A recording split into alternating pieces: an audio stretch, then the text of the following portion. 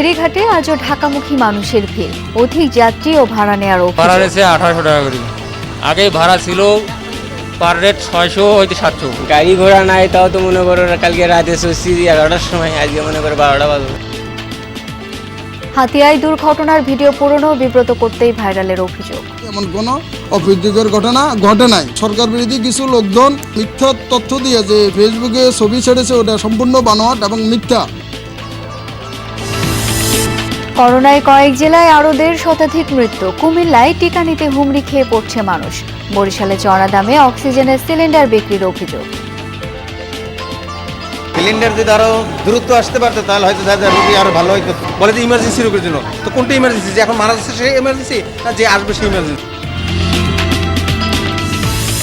জীবিত থেকে মৃতের তালিকায় ঝিনাইদহের আনোয়ার হোসেনের নাম। সরকারি সুবিধার পাশাপাশি নিতে পারছেন না টিকাও। সমাজে আমি এখন দারুণভাবে হেয় প্রতিপন্ন হচ্ছি। কোনো কারণে ভুল হয়ে গেছে, অন্য কোনো ব্যক্তি হয়তো মৃত্যুবরণ করছে। নারায়ণগঞ্জের সেজ অ্যান্ড জুস কারখানায় আগুনে পুড়ে নিহত 48 জনের 45 মৃতদেহের পরিচয় শনাক্ত। ক্ষতিপূরণ সহ মরদেহ বুঝিয়ে দেওয়া হবে স্বজনদের।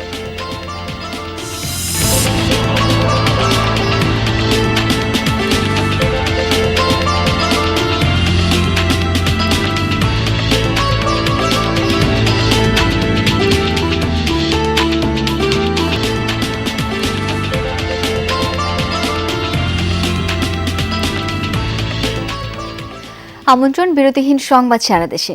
আপনাদের সঙ্গে আছি আমি শাওন দত্ত। দর্শক, আপনারা সবাই ঘরে এবং ঘরের বাইরে সব জায়গায় কিছুক্ষণ পরপর হ্যান্ড স্যানিটাইজার দিয়ে হাত ভালোভাবে জীবাণুমুক্ত করে নেবেন। এবার বিস্তারিত।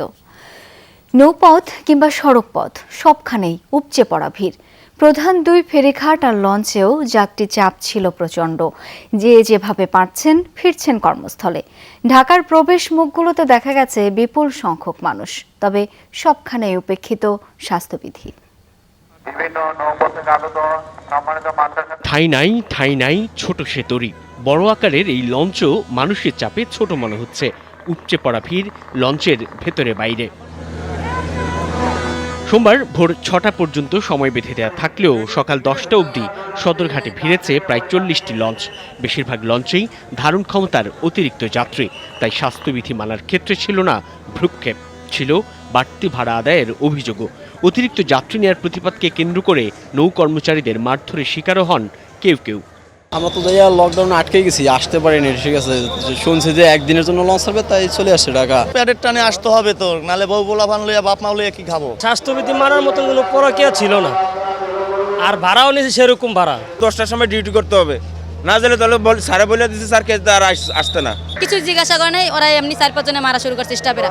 সড়কেও ছিল যাত্রী চাপ। দূরের গন্তব্য থেকে ভেঙে ভেঙে বিভিন্ন যানবাহনে রাজধানীমুখী মানুষ আমিনবাজার পর্যন্ত এসে পায়ে হেঁটে সেতু পার হয়ে গাবতলী থেকে আবার রিকশা বা অটোতে গন্তব্যে রওনা। আবদুল্লাপুরের চিত্র আরও ভয়াবহ। সড়ক জুড়ে বিশৃঙ্খল পরিস্থিতি। বাস চলাচল করতেও দেখা গেছে। ভাড়া রয়েছে 1800 টাকা করে।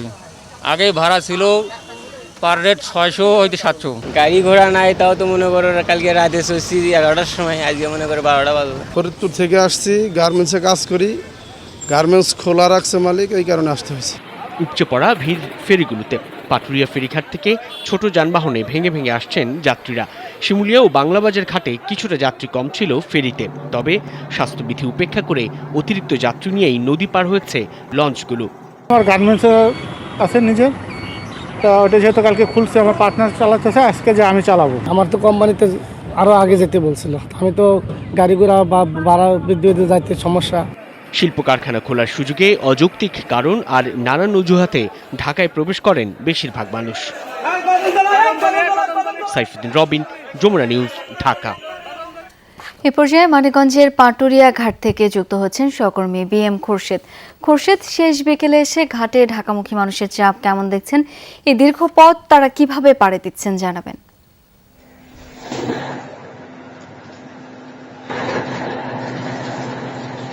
শাওন, দুপুরের পর থেকে আমরা ঢাকামুখী মানুষের চাপ অনেকটাই কমে এসেছে। তবে এর আগে আমরা কিন্তু আজও দেখেছি যে সকাল থেকে কিন্তু শত শত মানুষ কিন্তু আজ রাজধানীমুখী হয়েছিল এবং এখানে এসে ফেরি পারাপারে কোনো ধরনের দুর্ভোগ ভোগান্তি না থাকলেও তারা কিন্তু গণপরিবহন বন্ধ থাকার কারণে সমস্যায় পড়েছে। আমি এইমাত্র পাটুরিয়া 3 নম্বর ঘাটে ফরিদপুর নামে একটি ফেরি এসে ভিড়ল। আমরা এখানে কিন্তু দেখছি যে এখানেও কিন্তু কর্মস্থলমুখী মানুষ কিন্তু রয়েছে, কিন্তু সকাল থেকে যেরকম চাপ দেখেছিলাম আমরা দুপুর পর্যন্ত, সেই চাপ কিন্তু এখন একেবারেই নেই। যে কথাটি বলতেছিলাম যে ফেরি চলাচল স্বাভাবিক রয়েছে, তবে গণপরিবহন না থাকার কারণে তারা কিন্তু ভোগান্তিতে পড়তে হচ্ছে। ছোট ছোট যানবাহনে তারা যেমন ঘাটে এসে পৌঁছেছে, তেমনি ঘাট থেকেও কিন্তু গন্তব্যে পৌঁছতে ছোট ছোট যানবাহন, অনেককে দেখেছি যে পণ্যবাহী ট্রাকেও তারা উঠেছে এবং প্রাইভেট কার, মোটরসাইকেল, মাইক্রোবাস, এগুলো অনেক কয়েক গুণ বেশি ভাড়া দিয়ে তারা কিন্তু যাচ্ছে।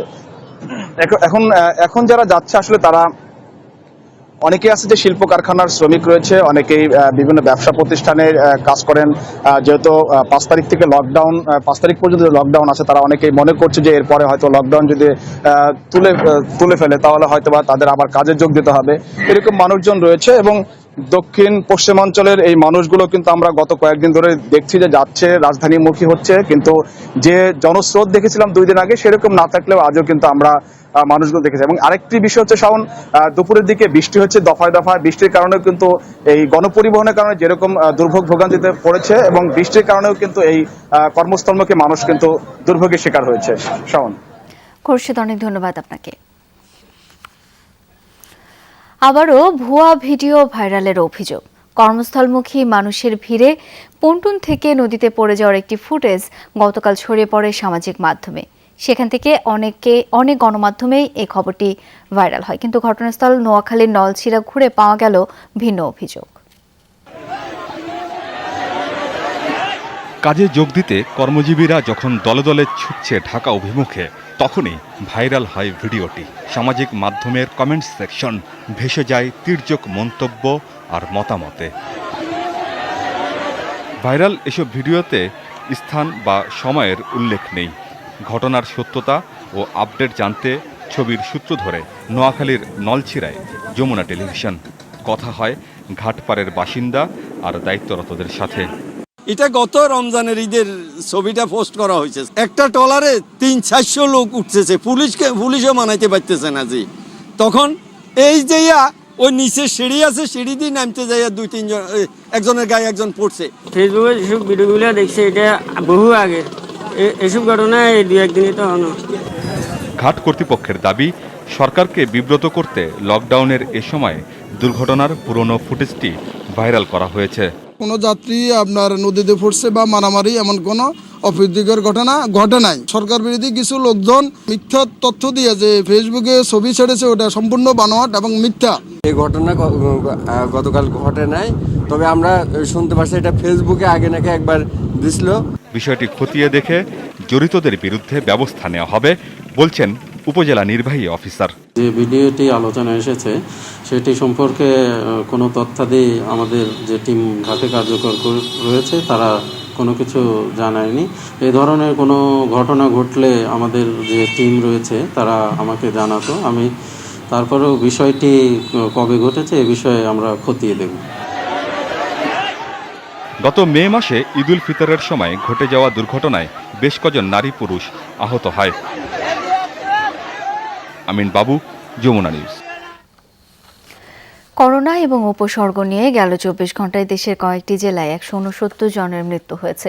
এর মাঝে খুলনা বিভাগে করোনায় মারা গেছেন 26 জন, বগুড়ায় করোনা উপসর্গ নিয়ে প্রাণ হারিয়েছেন 26 জন, বরিশালের শেরেবাংলা মেডিকেলে মৃত্যু হয়েছে 23 জনের। তাদের 5 জন করোনা আক্রান্ত, বাকি 18 জন নানা উপসর্গ নিয়ে হাসপাতালে ভর্তি ছিলেন। একই সংখ্যক রোগী মারা গেছেন ময়মনসিংহ মেডিকেলেও।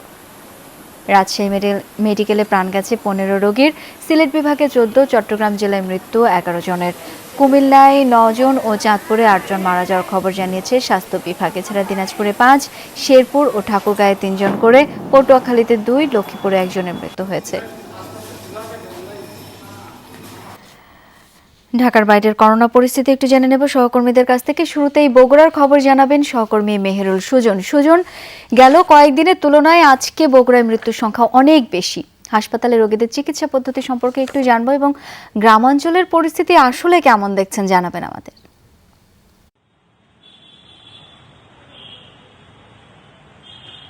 শাওন, আসলে বগুড়ায় মৃত্যু বেড়েই চলেছে।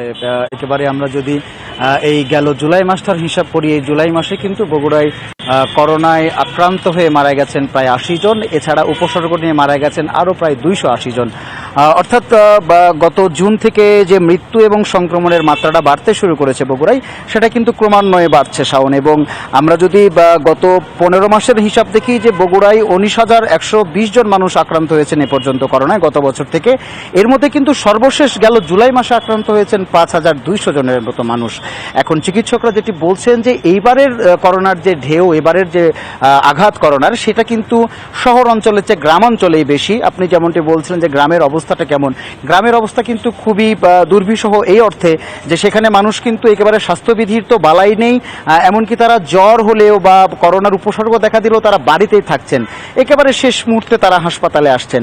এখন হাসপাতালগুলোতে আসলে শহরের রোগীর চেয়ে কিন্তু গ্রামের রোগীর চাপটা বেশি। আমরা যদি বগুড়ার যে 3টি কোভিড হাসপাতাল রয়েছে, মোহাম্মদ আলী হাসপাতাল, শহীদ জিয়াউর রহমান মেডিকেল কলেজ হাসপাতাল এবং TMSS মেডিকেল কলেজ হাসপাতাল, এই 3টিতে কিন্তু এখন চিকিৎসকরা যেটি বলছেন যে একসময় শহরের মানুষ আক্রান্ত হয়ে বেশি আসছেন চিকিৎসা নিতে, এখন কিন্তু গ্রামের মানুষের সংখ্যা বাড়ছে এবং তারাও কিন্তু আসছেন একেবারে শেষ মুহূর্তে, যে কারণে মৃত্যুর হার কোনোভাবেই আসলে কমানো যাচ্ছে না বগুড়ায়। আমরা গত 1 মাস ধরে দেখছি যে প্রতিদিন গড়ে 10 থেকে 15 জন করে 10 থেকে 15 জন মানুষ কিন্তু মারা যাচ্ছেন করোনায়।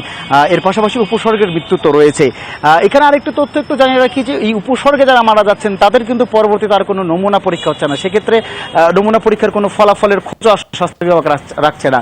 সেই ক্ষেত্রে আসলে কতজন মানুষ ঠিক কোভিড আক্রান্ত হয়ে মারা গেলেন এইরকম কিন্তু হিসাবও এখন পর্যন্ত নিশ্চিত করা যায়নি স্বাস্থ্য বিভাগের পক্ষ থেকে। বুঝতে পেরেছি সুজন, ধন্যবাদ এই মুহূর্তে যোগ দেওয়ার জন্য। আমরা একটু বরিশালের খবর জানবো, কাউসার হোসেন সঙ্গে আছেন। কাউসার, মৃত্যুর হার বেড়ে যাওয়ার কারণ হিসেবে চিকিৎসকরা কি বলছেন এবং জানতে চাই পরিস্থিতি আসলে কতখানি ভয়াবহ?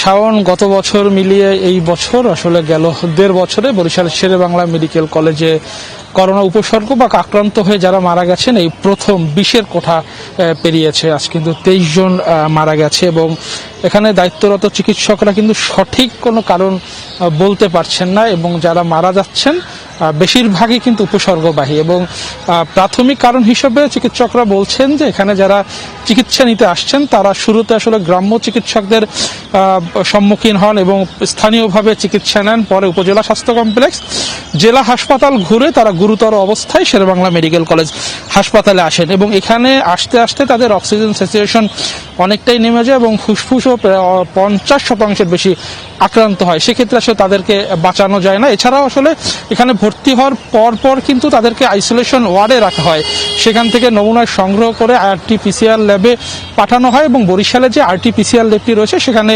প্রতিদিন 189টি নমুনা পরীক্ষা করা যায়। সেক্ষেত্রে যে পরিমাণ রোগী ভর্তি হয় তাদের নমুনার কিন্তু এটি জট পড়ে যায় এবং ফলাফল আসতে আসতে কিন্তু তারা আসলে মৃত্যুর কোলেই ঢলে পড়েন। যারা দ্রুত পান তাদের ক্ষেত্রে কিন্তু কিছুটা ICU থেকে শুরু করে হাইফ্লো যে অক্সিজেন বা সেন্ট্রাল অক্সিজেনে দিলে হয়তোবা তারা কিছুটা সুস্থতার দিকে যায়। সেক্ষেত্রে কিন্তু বরিশাল মেডিকেলে যে ICUর সংখ্যা মাত্র 22টি, যে পরিমাণ ICU প্রয়োজন সেটি কিন্তু দিতে পারছে না এবং এখানে চিকিৎসকদেরও কিন্তু সংকট রয়েছে।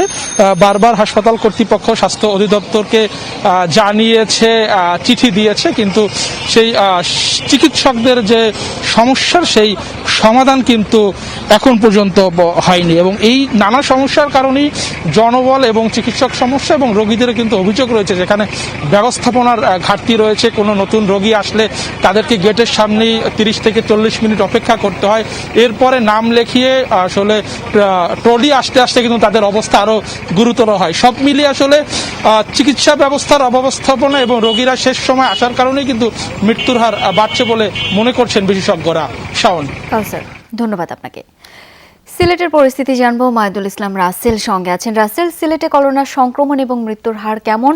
স্বাস্থ্যবিধি মেনে চলার ব্যাপারে মানুষ কতখানি সচেতন সেটাও একটু বলবেন।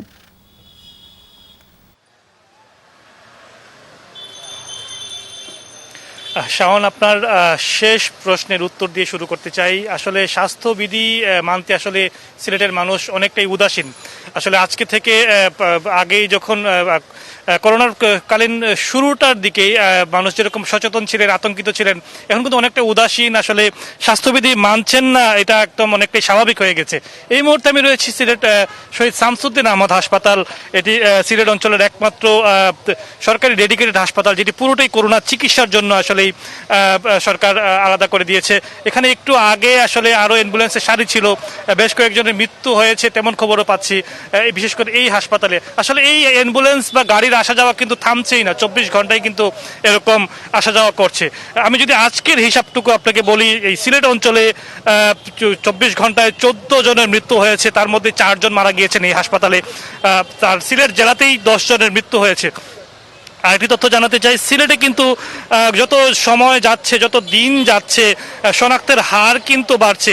বিশেষ করে সিলেট বিভাগে গত 10 দিনে কিন্তু 6441 জন আক্রান্ত হয়েছেন। তার মধ্যে কিন্তু সিলেটেই, শুধু সিলেট জেলাতেই শনাক্ত হয়েছেন 3436 জন, যেটি শনাক্তের হার 50%-এরও বেশি, 53%। অপরদিকে পুরো বিভাগে গত 10 দিনে মৃত্যু হয়েছে 110 জনের, তার মধ্যে সিলেটেই মারা গিয়েছেন 86 জন। সেই মৃত্যুর হার কিন্তু সবচাইতে বেশি বিভাগের মধ্যে, 78%। প্রতিনিয়তই কিন্তু আসলে পুরো বিভাগের অন্যান্য জেলা থেকে এই হাসপাতালে, বিশেষ করে এখানে অক্সিজেন প্লান্ট থাকার কারণে এখানে রোগীর চাপ যেমন বাড়ছে, প্রতিনিয়ত রোগী আসছেন, কিন্তু এখন পর্যন্ত আইসিইউ বেড বা চিকিৎসা করার জন্য যে বেড রয়েছে, বেডের সংখ্যা কিন্তু বাড়ছে না। সেই কারণে আসলে রোগীরা এখান থেকে অন্য জায়গায় ছোটাছুটি করছেন। আসলে বেড বাড়ানোর প্রতি সাধারণ মানুষও সবাই আহ্বান জানাচ্ছেন এবং চিকিৎসকরা অনেকটাই বেগ পেতে হচ্ছে। আসলে এই ছিল আমার কাছে। রাসেল, অনেক ধন্যবাদ আপনাকে। কুমিল্লায় করোনার ঢেউ লেগেছে গ্রাম পর্যায়েও। স্বাস্থ্যবিধি মানতে উদাসীনতাও গ্রামেই বেশি। নগরের বাইরে মৃত্যু এবং সংক্রমণ বেড়েছে উদ্বেগজনক হারে। করোনায় আতঙ্কিত মানুষ টিকা নিতে হুমড়ি খেয়ে পড়ছে কোথাও কোথাও। হাসপাতালগুলোতে রোগীর এত চাপ আগে কখনো দেখেননি স্বাস্থ্যকর্মীরা। সেন্ট্রাল অক্সিজেন স্থাপন এবং শয্যা সংখ্যা বাড়ানো হয়েছে প্রতিটি উপজেলা হাসপাতালেই। তারপরেও রোগীর চাপ সামলাতে হিমশিম অবস্থা। মনোহরগঞ্জ উপজেলা স্বাস্থ্য কমপ্লেক্সে কোভিড টেস্টের লাইনে দাঁড়িয়েছিলেন 50 ঊর্ধ্ব মরিয়ম বেগম। হঠাৎই শ্বাসকষ্ট বেড়ে গেলে অবস্থার অবনতি ঘটে তার। উদ্বিগ্ন হয়ে পড়েন স্বজন ও স্বাস্থ্যকর্মীরা। 82, 83, 84, 85 এতটুকু পর্যন্ত যায়, আবার যখন অক্সিজেনটা খুলে ফেলা হয় তখন আবার 70-এ চলে আসে। কুমিল্লার সর্বদক্ষিণের প্রত্যন্ত এই অঞ্চলেও উদ্বেগ ছড়িয়েছে ভারতীয় ডেল্টা ভেরিয়েন্ট। প্রতিদিনই স্বাস্থ্য কমপ্লেক্সে আসছেন রোগী। আমার শাশুড়ির পজিটিভ আসছে, আজকে 3 দিন হসপিটালে অ্যাডমিটেড আছে, এই জন্য আমরা আসছি পরীক্ষা করতে। পরিবারের সবাইকে আমরা নমুনা পরীক্ষা করছি। এইভাবে যে ছড়াবে, গ্রামের মানুষজন তারা বুঝতে পারে না যে এত ভয়াবহ চিত্র ধারণ করবে করোনায়। 10 থেকে 20 শয্যায় রূপান্তর করা হয়েছে হাসপাতালটি। বসানো হচ্ছে সেন্ট্রাল অক্সিজেন লাইন। রোগীদের সেবায় সীমিত জনবলেই লড়ে যাচ্ছেন স্বাস্থ্যকর্মীরা। মাত্র 6 জন সিনিয়র স্টাফ নার্স আমাদের দায়িত্বরত আছেন এবং আমাদের মেডিকেল অফিসাররা সার্বক্ষণিক দায়িত্বরত আছেন। অক্সিজেনের যে ঘাটতিটা, এটাও আশা করি আমাদের অল্প কিছুদিনের মধ্যেই এটা মিটে যাবে। এই দৃশ্যটি বুড়িচং উপজেলা স্বাস্থ্য কমপ্লেক্সের। করোনার ভয়াবহতা থেকে রক্ষায় টিকা কেন্দ্রে হাজির গ্রামের শত শত মানুষ। উপচে পড়া ভিড় সামলাতে হিমশিম অবস্থা স্বাস্থ্যকর্মীদের। প্রতিটা কেন্দ্রে আমাদের টার্গেট থাকে 450 জনকে আমরা টিকা দিব। দেখা গেছে কোনো দিন আমরা 1432 জনকে একদিন টিকা দিতে হয়েছে, 950 জনকেও টিকা দিতে হয়েছে। সেক্ষেত্রে আমরা অতিরিক্ত চাপ সামলাইতে পারি নাই অনেকদিন। স্বাস্থ্য কর্মকর্তারা বলছেন, রোগ নির্ণয়ের সাথে সাথে চিকিৎসকের শরণাপন্ন হলে অনেকটাই কমে আসবে মৃত্যুর হার। খালিদ সাইফুল্লাহ, যমুনা নিউজ, কুমিল্লা। সরকারের ভুল নীতি আর মানুষের উদাসীনতায় কার্যকর হচ্ছে না লকডাউন, এমন মূল্যায়ন করে জনস্বাস্থ্যবিদরা বলছেন সামনে পার করতে হবে আরও কঠিন সময়। 1-2 সপ্তাহ পর করোনার সংক্রমণ ও ভয়াবহতা আরও বাড়তে পারে বলে আশঙ্কা তাদের। কঠোর লকডাউন শেষ হওয়ার কথা 5 আগস্ট। তার আগে হঠাৎ করেই 1 আগস্ট খুলে দেওয়া হলো রপ্তানিমুখী শিল্প কারখানা। গণপরিবহন বন্ধ থাকায় সব পথেই দেখা গেল মানুষের উপচে পড়া ভিড়। পরে সাময়িকভাবে বাস লঞ্চ চালু হলেও মানানো যায়নি স্বাস্থ্যবিধি। প্রশাসনিক এসব সিদ্ধান্তকে হঠকারী বলছেন জনস্বাস্থ্যবিদরা।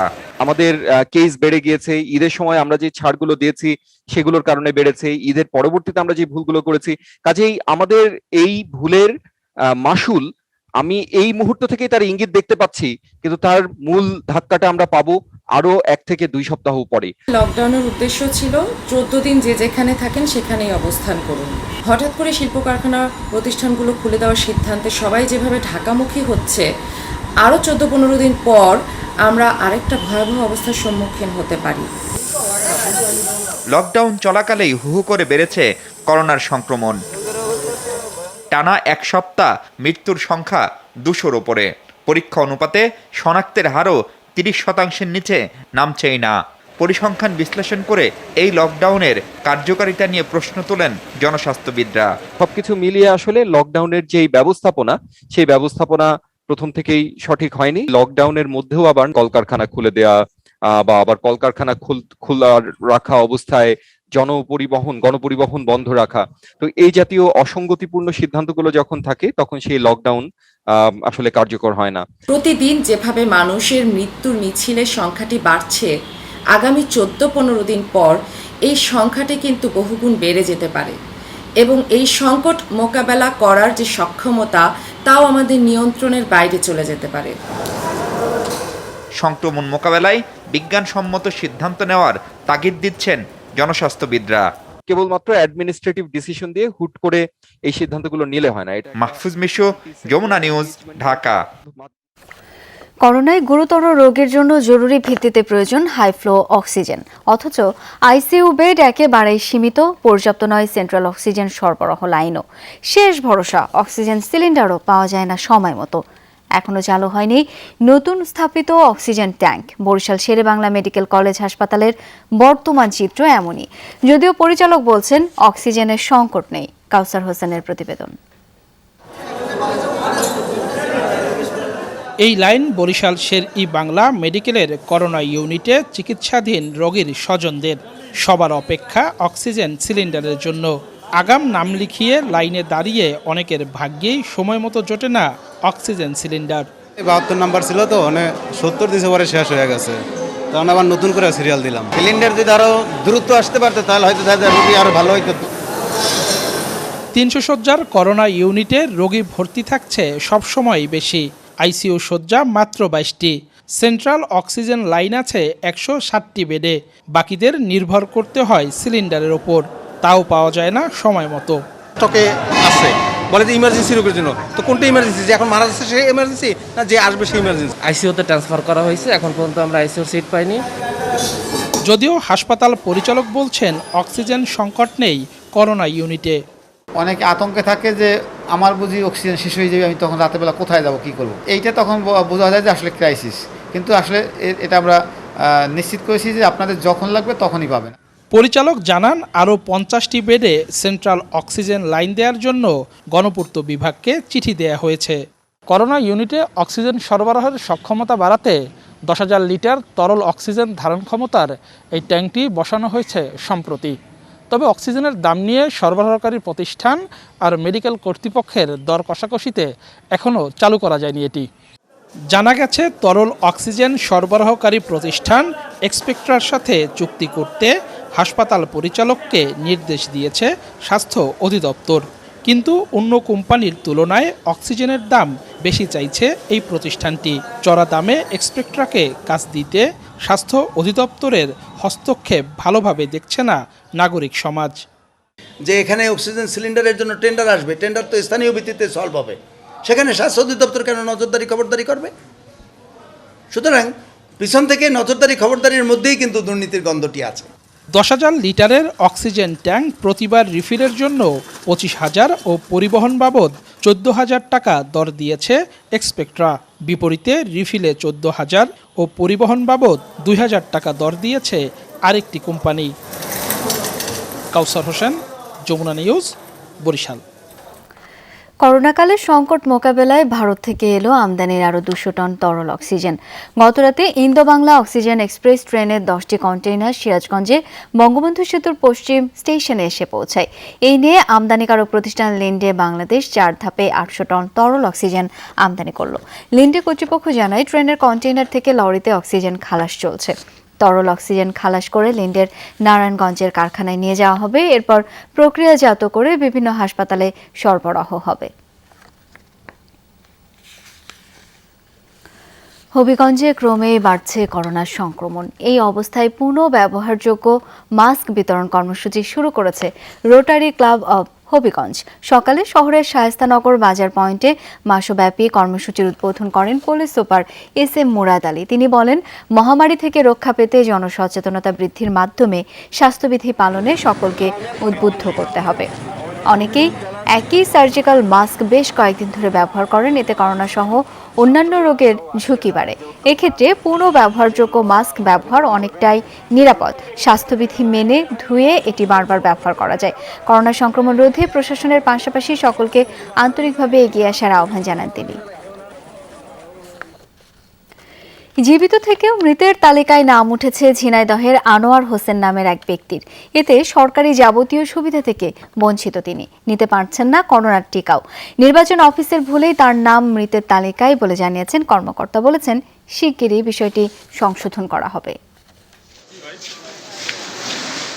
ঝিনাইদহ পৌরসভার 6 নম্বর ওয়ার্ডের বাসিন্দা আনোয়ার হোসেন সম্প্রতি করোনার টিকা নিতে রেজিস্ট্রেশন করতে যান। বারবার চেষ্টার পরও সার্ভারে ঢুকতে ব্যর্থ হন তিনি। বলা হয়, তার জাতীয় পরিচয়পত্র সম্পর্কে তথ্য নেই। আনোয়ারের আছে স্মার্ট কার্ডও। তা নিয়ে সম্প্রতি তিনি যোগাযোগ করেন স্থানীয় নির্বাচন অফিসে। সেখান থেকে জানানো হয়, মৃতের তালিকায় নাম উঠেছে আনোয়ারের। বিষয়টি জানানো হয় মেয়রকে। তিনি এ খবর শুনে হতবাক। আইডি কার্ডটা যাচাই করে দেখা যায় যে ডেট স্ট্যাটাসে আছে, অর্থাৎ তাকে ভুলক্রমে মৃত্যু দেখানো হয়েছে। আমার পৌরসভার রেকর্ডে বলছে উনি জীবিত আছে, এবং আমি ওনার জন্মসনদ সার্চ দিয়ে ওনার জন্মসনদও আমি বের করেছি। যে কারণে ওনাকে কেউ যদি মৃত্যু বলেন, তাইলে উনি যেহেতু পৌরসভার বাসিন্দা, পৌরসভার রেকর্ডে উনি মৃত্যু নয়। কিভাবে মৃতের তালিকায় নাম এলো আনোয়ারের, এমন প্রশ্নে নির্বাচন কর্মকর্তার উত্তর, অনাকাঙ্ক্ষিত ভুল। হয়তো কোনো কারণে ভুল হয়ে গেছে, অন্য কোনো ব্যক্তি হয়তো মৃত্যুবরণ করছে, সেই আইডিটা কর্তনের আবেদন না করে হয়তো এইটা আবেদনের জন্য কর্তনের জন্য আবেদন করছে। ঘটনার পর থেকেই সামাজিকভাবে বিব্রতকর পরিস্থিতির মধ্য দিয়ে যাচ্ছেন আনোয়ার হোসেন। দ্রুত চান সমাধান। আমি একজন সুস্থ মানুষ, সমাজে আমি এখন দারুণভাবে হেয় প্রতিপন্ন হচ্ছি। পাশাপাশি আমার 3টা কন্যা সন্তান। আমি আমার সন্তানের অনিশ্চয়তা ভবিষ্যতের দিকে মনে হয় আমি এগিয়ে যাচ্ছি। আমি কোনো কাজই, দাপ্তরিক কোনো কাজে আমি সহায়তা পাচ্ছি না, কোনো কাজে ভূমিকা রাখতে পারছি না। এরই মধ্যে জেলা নির্বাচন কর্মকর্তা বরাবর আবেদন করেছেন আনোয়ার। আশ্বাস পেয়েছেন, শিগগিরই মৃত থেকে জীবিতর তালিকায় নাম উঠবে তার। মুর্শিদুজ্জামান হিমু, যমুনা নিউজ। নারায়ণগঞ্জের সেজান জুস কারখানায় আগুনে নিহত 48 জনের মধ্যে 45 মৃতদেহের পরিচয় শনাক্ত করেছে সিআইডির ফরেনসিক শাখা। সিআইডির অতিরিক্ত ডিআইজি ইমাম হোসেন জানান, আগুনে পড়া 48টি মরদেহের পরিচয় শনাক্ত করতে নিহতদের পরিবারের 69 জনের ডিএনএ নমুনা সংগ্রহ করা হয়েছে। তার মধ্যে 45 জনের মৃতদেহ শনাক্ত হয়েছে, বাকি 3 জনের মরদেহ শনাক্তের কাজ চলছে। চলতি সপ্তাহের মধ্যে 3 জনের পরিচয় শনাক্তের প্রক্রিয়া শেষে জেলা প্রশাসনের কাছে মরদেহ হস্তান্তর করা হবে।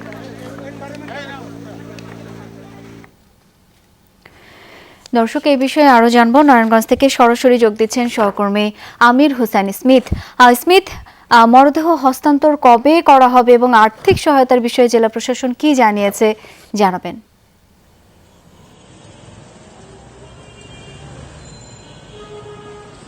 শাওন, আপনি জানেন যে হাশেম ফুড বেভারেজ কারখানায় যে অগ্নিকাণ্ড সংঘটিত হয়েছিল, সেই অগ্নিকাণ্ডে মোট 51 জন শ্রমিক মারা গিয়েছেন। তার মধ্যে 3 জন কিন্তু প্রাথমিকভাবে শনাক্ত করা হয়েছিল। বাকি যে 48টি মরদেহ, সেটি কিন্তু ঢাকা মেডিকেল কলেজ হাসপাতালে পাঠানো হয়েছিল। তাদের আগুনে এতটাই বিকৃত হয়ে গিয়েছিল যে তাদেরকে চেনা খুব দায় হয়ে পড়েছিল, যে কারণে কিন্তু তাদের ডিএনএ টেস্টের মাধ্যমে তাদের পরিচয় শনাক্ত করা হয়েছে। আমি গতকাল ঢাকার যে অতিরিক্ত ডিআইজি সিআইডি পুলিশের অতিরিক্ত ডিআইজি ইমাম হোসেনের সাথে আমি কথা বলেছি। তিনি আমাদেরকে যেটি জানিয়েছেন যে তারা এখন পর্যন্ত ৪৫ জনের মরদেহ তারা শনাক্ত করেছেন এবং বাকি ৩ জনের মরদেহ হয়তো আজ বা কালের মধ্যেই তারা শনাক্ত করতে সক্ষম হবেন এবং সমাপ্ত করার পরেই কিন্তু তারা নারায়ণগঞ্জ জেলা প্রশাসনের কাছে এই লাশগুলো হস্তান্তর করবেন। জেলা প্রশাসন পক্ষ থেকে জানানো হয়েছে লাশ সিআইডির পুলিশ থেকে হস্তান্তরের পরপরই তারা যত দ্রুত সম্ভব ক্ষতিপূরণ বাবদ অর্থাৎ তাদের লাশ দাফন কাফনের জন্য ৫০,০০০ টাকা করে জেলা প্রশাসনের পক্ষ থেকে দেওয়া হবে। সবকিছু মিলে স্বজনরা কিন্তু অপেক্ষা করছেন যে কখন তাদেরকে লাশ বুঝিয়ে দেবেন। আমি ২-১ নিহতদের স্বজনদের সাথে কথা বলছি। স্মিথ, ধন্যবাদ আপনাকে এই মুহূর্তে যোগ দিয়ে এই তথ্যগুলো জানাবার জন্য। আওয়ামী লীগের সাধারণ সম্পাদক ও সাবেক জনপ্রশাসন মন্ত্রী প্রয়াত সৈয়দ নজরুল ইসলামের মোরাল ভাঙার প্রতিবাদে মানববন্ধন পালন করেছে জেলা আওয়ামী লীগ। সকালে শহরের নজরুল ইসলাম চত্বরে কর্মসূচি পালিত হয়। মানববন্ধনে কিশোরগঞ্জ ৪ আসনের এমপি অ্যাডভোকেট আহমেদ তৌফিক, জেলা পরিষদের চেয়ারম্যান জিল্লুর রহমান সহ সিনিয়র নেতারা বক্তব্য রাখেন। এ সময় বক্তারা বলেন, কিশোরগঞ্জে যে কজন গর্বের মানুষ রয়েছেন তার মধ্যে সৈয়দ আশরাফ অন্যতম। এই গর্বে যারা আঘাত করবে তাদের কঠোরভাবে প্রতিহত করার ঘোষণা দেওয়া হয়। যে বা যারা মোরাল ভেঙেছে তাদের দৃষ্টান্তমূলক শাস্তির আওতায় আনার দাবি জানান বক্তারা।